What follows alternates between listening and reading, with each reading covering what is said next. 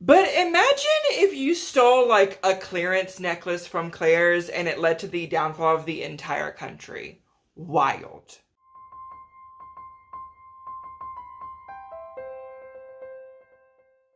Hello, my name is Wendy Weather. I am the History Drag Queen, and welcome back to another lovely historical video where today we're actually going to be talking about the Diamond Affair.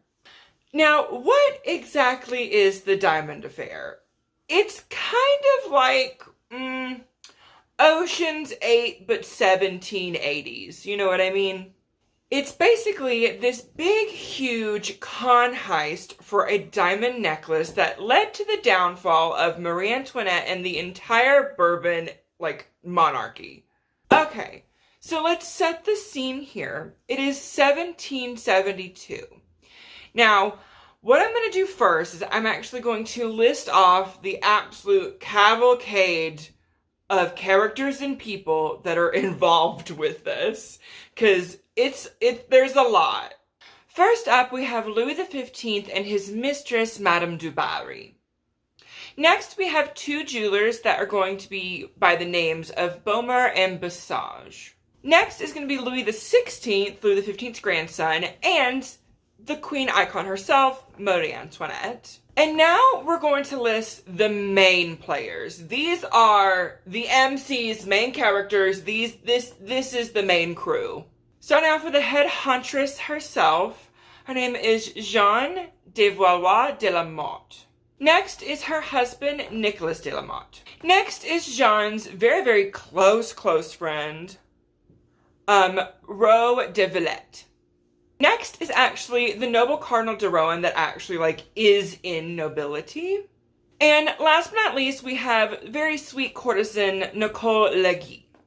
Alright, now let's get into the Diamond Affair. So the year is 1772, and Louis XV, the current king of France, is actually having a piece of jewelry made for his mistress, Madame du Barry. And he wants this necklace to be the bling out, the drippiest of drips that not even any royal queen has ever even had. She's not even the queen. She's his mistress. The actual queen doesn't even have a piece of jewelry like this.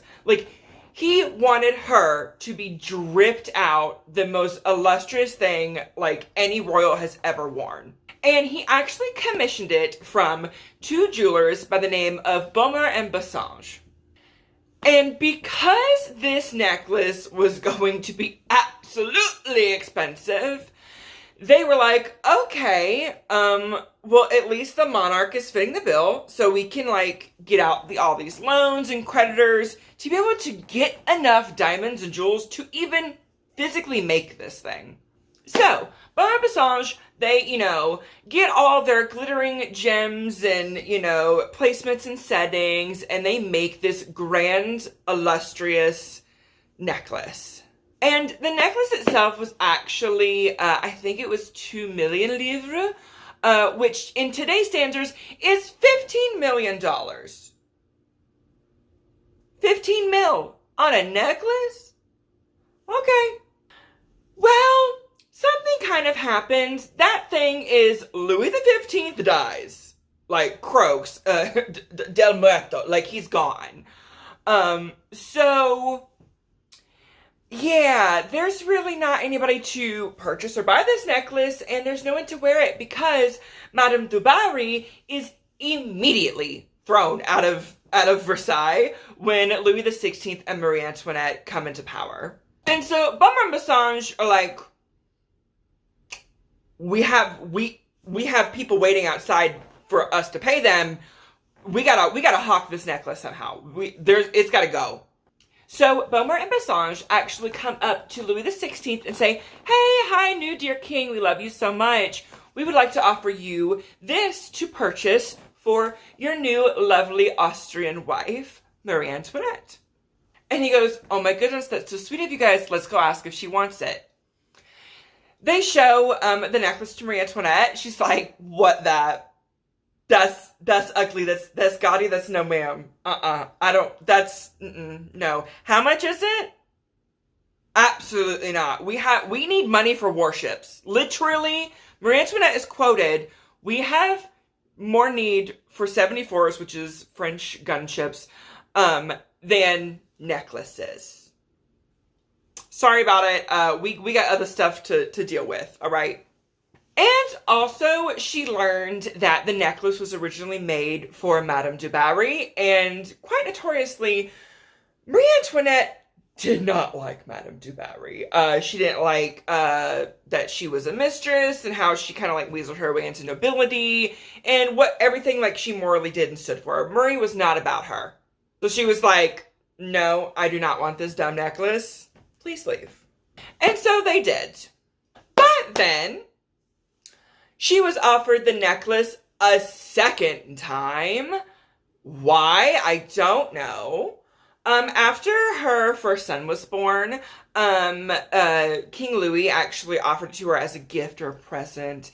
And she was like, no, I don't want that ugly AF necklace. Stop. Why does everybody want me to wear this necklace? It's gross, it's ugly, I don't want it. No. And that was that. Nothing came about the diamond necklace until a woman named Jeanne Delvoye de la Motte comes into the picture. Now, a little bit about Jeanne. She actually is technically an illegitimate child of Henry II, the King of France, Henry II, and I think it was with a mistress. I'm not sure. I don't remember what her name was, but she was kind of descended from that illegitimacy, and so she's technically nobility, but not really. And Jeanne actually grew up very, very kind of downtrodden, poor. Her and her group of siblings actually were taken in by this older woman who took care of them, loved them, and sent them to school. And her and her sister actually were supposed to be nuns whenever they left finishing school and everything like that, but they didn't. They actually just went back to like a normal type of life. And then Jeanne actually gets married to a man named Nicolas de la Motte. And she was like 8 months pregnant when they got married. So like, I don't know if it was like a wedding of like a love match or if it was like a, or if maybe it was like a, let me take care of you. You're a pregnant woman. It's, not sure, but she marries Nicolas de la Motte. Anyway, Jeanne marries Nicolas, and they actually go about calling themselves the Comte and Comtesse de la Motte, based on Jeanne's, like, kind of very weird, fleety, not exactly nobility kind of vibe title. Basically, low-key lying that they're, like, nobility and, like, of the elite and aristocratic, group. And Jeanne and Nicolas actually kind of quickly realize and find out that married life is not for either of them. And they actually, I don't believe they actually get, like, divorced or anything. They just still live together and they're still married. But both of them are very much in the, agreement of, we can do whatever we want. You can go whoever you want. I can go wherever I want. Basically, open marriage, they see in other people. And Jeanne actually takes this lover and or boyfriend, well-known boyfriend, especially like to her story. His name is Roteau de Villette. And de Villette was actually a co-worker of her husband, Nicolas. I believe they were both officers. And Villette and Jeanne, very much in love, their boyfriend, girlfriend, kikiing it up. But Jeanne very much wants to live the aristocratic, lifestyle. She wants, the glamour, the, glitz, everything. Well, she starts going around to different nobility, circles and sneaking in and out of Versailles. Just purely, honestly, back then, if you dressed incredibly, like, just to the nines and showed good manners, they would let you in Versailles. They didn't care. Like, if you looked good and looked the part and were playing it correctly, you can just walk right in Versailles. Doesn't matter. And she did that. She did exactly that. because she wanted to, you know, be a part of this aristocratic elite. And she was going to, whether, you know, they wanted her or not. And so she went around saying, you know, she's good friends with Marie. You know, Marie has never spoken to this woman. Marie barely even knows who this woman is.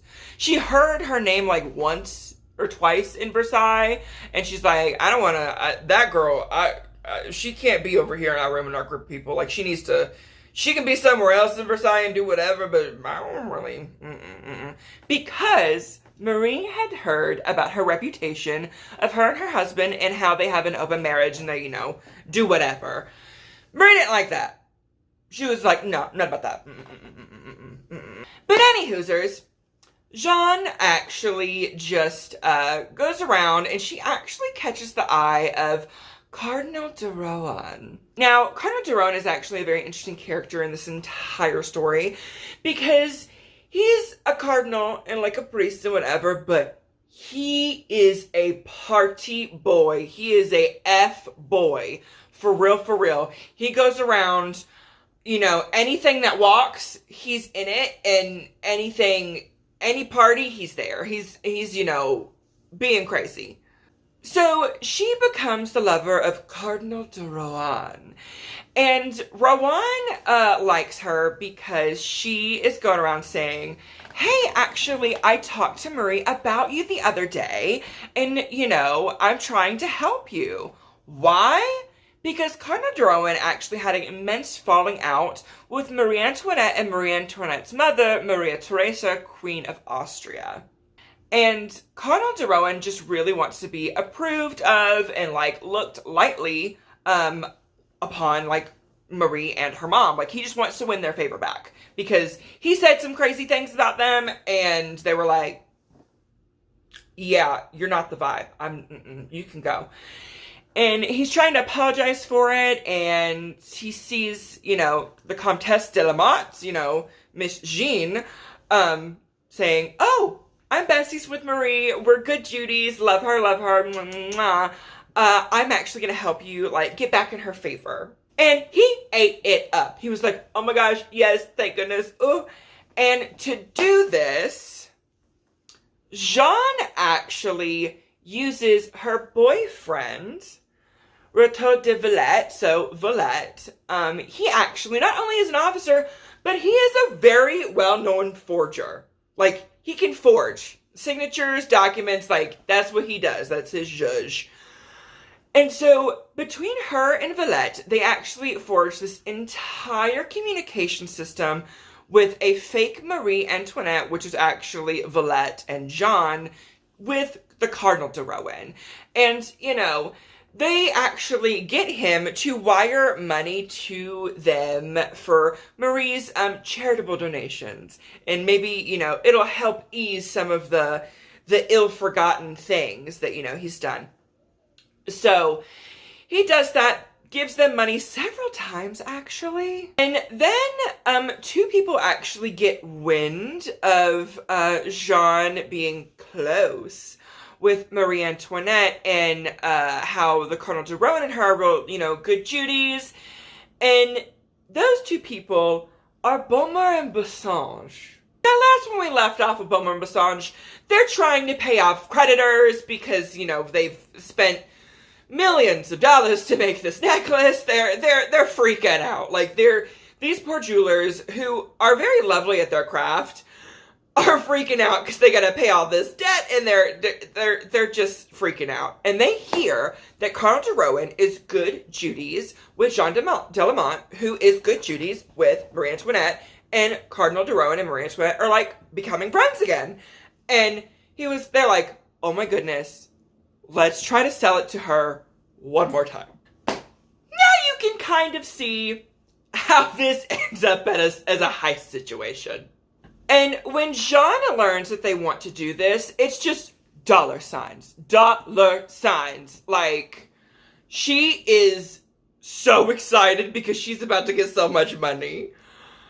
So, Jeanne with Villette and her husband Nicholas, they actually devise a plan to try to get these jewels, to pawn them on the black market in London. So the plan is that Jean is actually going to help get the necklace to them to give to Marie Antoinette, but it's actually going to be taken by Nicholas, which is her husband, to London and taken apart and sold on the black market. And to do this, they were going to use Villette and his forged letters to try to get Rowan and Marie, fake Marie, together to try to, like, you know, imply him to get this necklace for her, you know. So to do this, the letters start getting a little different between Cardinal de Rohan and the fake Marie Antoinette. And it's also to note that these letters were actually signed Marie of France. And when nobility signs letters, they actually, very well known, only sign their first name, nothing else. And the Cardinal de Rohan, being very steeped in nobility, raised nobility, like, he should have known this, and he should have, you know, said something out, was a little different. Well, he didn't. He's just really stupid and wanted to be in the Queen's graces again. So the letters get a little different. They start getting a little more of a flirty atmosphere. And Cardinal de Rohan very much starting to believe that Marie Antoinette digs him. Like, Marie Antoinette, like, kind of wants him. Like, oh, she wants, ooh, okay, all right. And that is actually how Jean is able to get the Cardinal to even purchase the necklace on behalf of Marie. So, before that happens, the Cardinal was actually adamant in his letters. He wants to see her. He wants to, like, meet her. He wants to, you know, see her, like, you know, have a conversation, embrace each other and their, you know, their flirtiness and all their communication they've been having. Well, Jean doesn't necessarily look like Marie Antoinette. Also, he's seeing Jean. He knows what she looks like. So Jean actually gets Villette to go out and find a prostitute, a woman of the night, or a courtesan or somebody that looks very much like Marie Antoinette. But, like, if you squint, or maybe like a veil of something, like, they look kind of like Marie Antoinette. So he does that, and he finds this woman named Nicole Legui. The plan is in motion. Nicole Legui dresses up like Marie Antoinette, based on a dress that has, like, a painting of Marie Antoinette. They make a copy of that dress and have her wear it, and then they put a black veil over her, for, like, to be mysterious and, like, you know, ooh. And also to kind of cover up some of her features that don't necessarily look like Marie, but if there's a veil or, like, you kind of squint or kind of far away, that looks like Marie Antoinette. So they do just that, and they meet in the cover of night. And she actually has brought in a rose that Jean told her to bring and say, you know what this means, all is forgiven. And before Cardinal could actually get too close or, like, you know, start talking to her, like, you know, get really up in her business, Villette and Jean, dressed as servants and, like, a guard, they actually grab her. Madame, your sister-in-laws, they're, you know, on the other side of the hedge. We must go.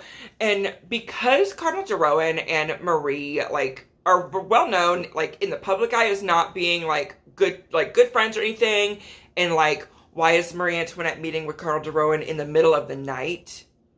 That's crazy. And the Cardinal was like, oh, yes, and, you know, they all, you know, part ways and everything.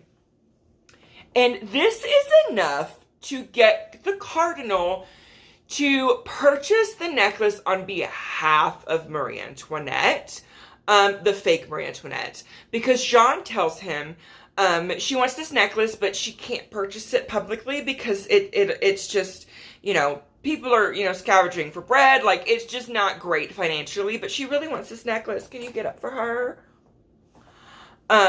And so he was like, oh my gosh, yes, of course. Oh, yes.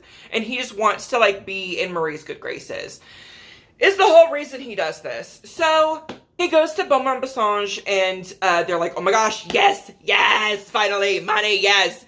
And they set up installment payments because he's a cardinal and he's not that rich. And also he's kind of broke because he's given a lot of his money to Jean and Valette and Nicholas, kind of, you know, from the forgeries and, you know, weird stuff. So they set up a payment system. He pays like a down payment a little bit and then pays like every so often. And they get the necklace. He gives it to Jean to give to Marie Antoinette because, you know, it can't be seen in public that Marie is buying this. So he gives it to Jean. Marie Antoinette's theoretical good Judy to him, you know, and takes it not to the Petit Trianon, like, not to, you know, where Marie is. She takes it to her house and gives it to her husband, and he goes off to London with it. With this 2 million livre necklace, which is a $15 million necklace. $15 million necklace. Goes off to London to pawn it on the black market. Okay. A couple months go by, and then Marie is actually never seen wearing the necklace. I wonder why.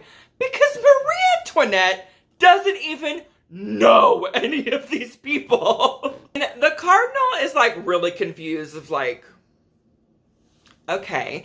And his second payment is coming up, and he doesn't have it. And so it's kind of very much exposed a couple like months after the fact of that it happens of what exactly occurred. So it's uncovered that Jean very much pulled wool over the cardinal's eyes, and, you know, the gooses are cooked. Everyone is cooked to perfection. It's over. The cardinal is then questioned by Louis XVI, who is hearing about this because his wife's name is in the mix, and he very much is protective of how people view his wife. You know, if somebody says something, you know, bad about Marie, he's upset, he's spaghetti, he gets pissed off. And so the Cardinal de Rohan is questioned by Louis XVI, and basically he spills all the things of like, I've been played, all this and that. I thought I was talking to her. And he goes, are you dumb? These letters are signed Marie of France, not just Marie. Like, you know, nobility, how we sign letters. That's crazy, sir. But anyway, Louis also discovers that it involves Jean de Lamont, Roteau de Valette, and Nicole Legui, and throws them all in the Bastille. Except for Nicholas. Why? Is because Nicholas is still in London pawning off diamonds. And they know that Nicholas is involved, but they can't find him because he's not in the country. So they are all charged, and so the Cardinal de Rohan actually has a choice to either be tried by Louis himself or Parliament. And because Parliament actually doesn't agree with Louis a lot and they constantly like go against him, Rohan was like, yeah, Parliament can do it. And so after everything is said and done, and this is a very public spectacle, this whole heist of disguises, forged letters, saucy talkings between him and the fake Marie Antoinette. And maybe it involves the actual Marie Antoinette. Maybe it's a false bluff. Maybe, maybe Jean actually is friends with Marie and was doing it on behalf of her. Like, it's a whole mess. It's a mess. It's messy boots house down. And Parliament actually finds Cardinal de Rohan and Nicole Legui, surprisingly, completely innocent of everything that's happening. And Nicole Legui actually was paid for her involvement by Jean and Valette. So I totally get it. She's just a lady of the night trying to get her coin. That's all she's trying to do. Thank God that she was, proven innocent. Like, girl, we see you. We honestly don't think you did all this. So Parliament did say, the Cardinal de Rohan, Nicole, Miss Girl, y'all go. Valette and Miss Jean, y'all two were no, So I think Valette was actually banished from, or he left, before he could be arrested. He ends up, I believe, in Italy for the rest of his life. But Jean, oh honey, they got her together. They said, you're arrested. We are branding you. Literally, they branded her and put her in a prison that was specifically for women. I think it was like a prostitutes or courtesan prison for the rest of her life. And then Jean was like, sure. Jean was there a year, and she dresses like a boy and basically just walks out of it. Like, she escaped like a year after. Like, dresses as a boy and a man, just like walks right out the front doors. Walks right out. And the only person who actually completely avoids any punishment and charges is actually Nicholas, because he's never there to even like be charged or anything. They know that Nicholas is involved, but he doesn't actually have any repercussions of anything that happened. Then people start doing a YouTuber book 2016 type of moment where Nicole Nagy actually publishes a memoir novel about her involvement. And then Valette does his own book deal as well as Jean. Jean's like, no, this is what happened. It was all Marie Antoinette. And she had his whole book saying she did all of this on behalf of Marie Antoinette because she told her to, which was not the truth. Marie Antoinette didn't even know who this lady was. But the public read that book and they ran with it. They sprinted it. They gone in 60 seconds. Because the public already didn't like Marie. Not only because she was an Austrian queen, also she was kind of in the media very misinterpreted as Madame Deficit or a spendthrift, basically. And so they very much believed John's book and everything, and it very much was the straw that broke the camel's back, because after that, the French Revolution almost immediately happens. Like, the storming of Versailles, like, it very much happens, like, a month or two after Jean releases her book. And that being the entire Diamond Affair is what broke the camel's back and pretty much sparked the actual, like, physically thing of the French Revolution. And it's just kind of crazy to look upon, because Marie Antoinette, completely ignorant of this entire thing. And it just goes to show of how historians and media actually has misinterpreted Marie Antoinette so much. It just makes me, like, real mad and upset. To me, it's just really sad, because Marie became the Queen of France when she was, like, 19. Like, that's crazy. And, you know, teenagers, they're crazy. They do weird stuff. They're kind of dumb. And Louis was, I think, a year younger than her. Like, there's teenagers running a country. That's wild. And, you know, when she was younger, she was kind of a spendthrift. Like, she did spend a lot of stuff. Like, she was a teenager. She's like, ooh, I want fashions. I want, you know, she's a 19-year-old girl. And as she got older, she very much understood of, like, we need money for boats. She literally turns down the Diamond Affair necklace twice. And she's like, I don't want anything to do with this damn necklace. That is the story of the Diamond Affair. And if you're probably asking what happens to everybody, well, Nicholas actually, I believe he stays in London. And then Jean she actually has a very interesting death. She, even after escaping, she gets into trouble with some creditors and some, like, loan sharks. And they find her at this hotel place, and they kind of confront her. And to try to escape them, Jean just jumps out the window thinking she's going to survive. No, she very much hits the ground, doesn't get back up. So she dies actually trying to escape some of her, like, con artist lifestyle a little bit. Like, she lands on the ground, twist, mangled, lost eye. Like, it's a wrap for her. And then Valette, actually, I believe he does end up in Italy for a lot of his life and never really goes back to France. And then Nicole, poor sweet Nicole, after she writes her book, she actually does have a child in between the court proceedings and her book and being, released. So she actually passes away when she's 28.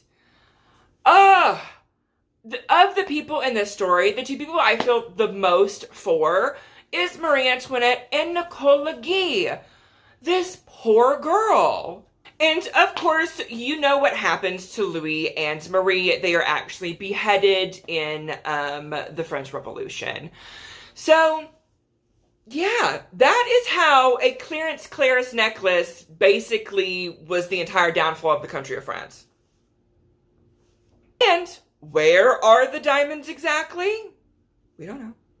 Historians and people have never been able to track down the necklaces. They are in the shadows of history now.